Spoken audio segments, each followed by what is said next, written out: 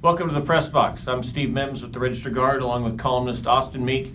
We continue to look ahead to Oregon's 2017 football season. Today we're going to take a look at the schedule, kind of a quick little primer on what Oregon has ahead. It's kind of a fascinating schedule, I think, this year in that we start off again with a pick your score, likely a Southern Utah team that's not going to put up much resistance, but it'll be fascinating to get kind of a first look at Willie Taggart's offense, Jim Leavitt's defense.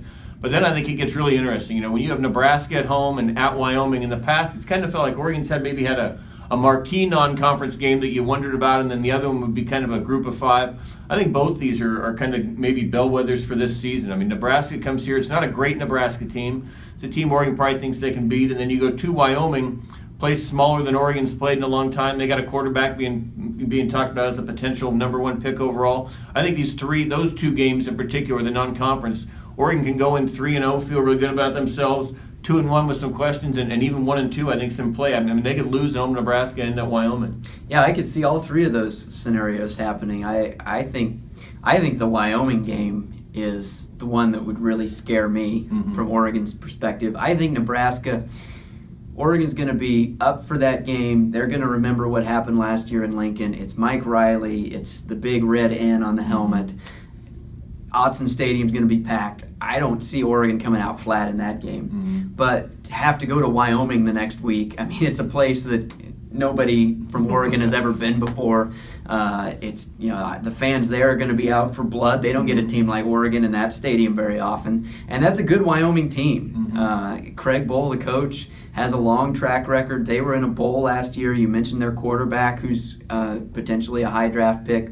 So I think that Wyoming game is one that would really scare me. But on the flip side, that could be a significant win for Willie Taggart. You know, maybe you look at Wyoming and you say, well, what's the big deal? But that actually, to go on the road and win that game, I think would be pretty significant for Oregon. Yeah, and the Nebraska one thing, too, just because of the name they bring, there's going to be a big red presence in there. And I think that's one that, you know, if Willie could win, it may not be as impressive when you look at it at the end of the year. But I think at the time, you know, Willie's kind of first big home game, I think that's one that the fans are going to want to see Oregon get. You don't want to lose, you know, get swept in the two games against Nebraska. You mentioned them, Wyoming, and I think Wyoming plays Iowa the week before, so they'll have tuned up against a good team. So I do think that the non-conference sets up those back-to-back weeks to be pretty fascinating to see what happens. And then you carry from that, you go into Pac-12. I mean, if you come out of that 3-0 and suddenly your Pac-12 starts, you're at ASU and home against Cal. I mean, you're suddenly thinking 5-0, and all of a sudden, you know, the bowl game's only one game away. So I think, you know, but again, if you come out 1-2, then suddenly that ASU game may be a little bit scarier.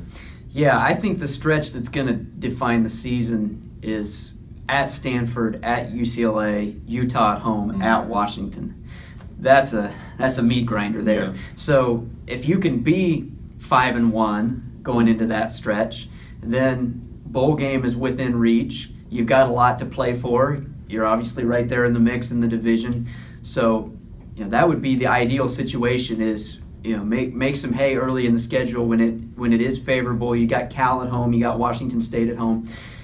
There's an opportunity for Oregon to get off to a good start and then see where you are when you get to that really tough stretch. But on the flip side of that, if Oregon stumbles early, you know, if they lose at ASU, if they lose at Wyoming, there's not much relief coming on the back end. You know, there's not a lot to look forward to. It's not going to get any easier coming off those first couple conference games. Yeah, and you look, I mean, other than at Washington, I'm not sure that Oregon's an underdog in games, and if they are, it's not going to be more than a field goal. I mean, there's not really another game on there that you look at. You know, they don't play USC this year, so you get kind of the bye there. And I think this conference is going to be so dominated, at least in terms of the rankings, by Washington and USC that we don't really know what's behind them. So it's like you talk about, going to Stanford would be tough, but Stanford, we don't know what they're going to have in terms of their quarterback. The next week you're at UCLA. UCLA's been a mess the last year. Utah coming here. Utah's kind of starting some things. So, yeah, it's interesting to see as we get to that point of the year just how impressive will Stanford and UCLA look like. But just going on the road for those would be a big thing. But then you mentioned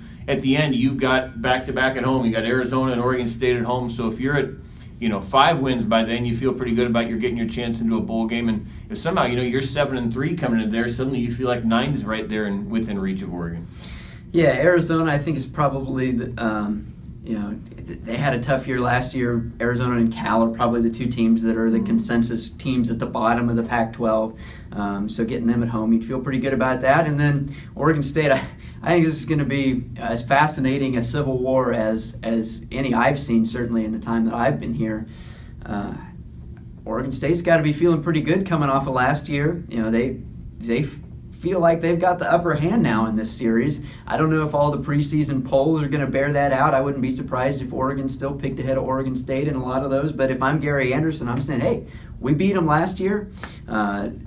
Until further notice, until they beat us, we ought to feel like we have the upper hand in that rivalry. Yeah, it'll be fascinating to see with kind of how those teams come out. I think both Oregon and Oregon State feel like going into that they should be they should be needing a win to get to a bowl game. I mean, both of them are going to feel like they have a postseason chance this year. So that could be one of those where it's one of them needs to win to get into a bowl game, or maybe they're both 6-5 and they're fighting to get into a better bowl game than the other one. So a few months down the road, but it does get started here pretty quick. We're just about a month and a half away from Southern Utah coming in here, and then this thing gets going. It should be fascinating to see Willie Taggart's first year and kind of how this schedule lines up. Like I say, when Nebraska comes here at Wyoming, it'll give us a pretty good test to see where Oregon's at heading into the Pac-12. So thanks for joining us. Appreciate it as we continue to look ahead to the season with Oregon. Join us next week. We'll have Ryan Thorburn back in here, and we'll start to look ahead to Pac-12 Media Day, which comes up next week. Media Days, as Willie Taggart, Justin Herbert, and Troy Dye meet the media in Hollywood. So check back in next week, and we'll have a preview.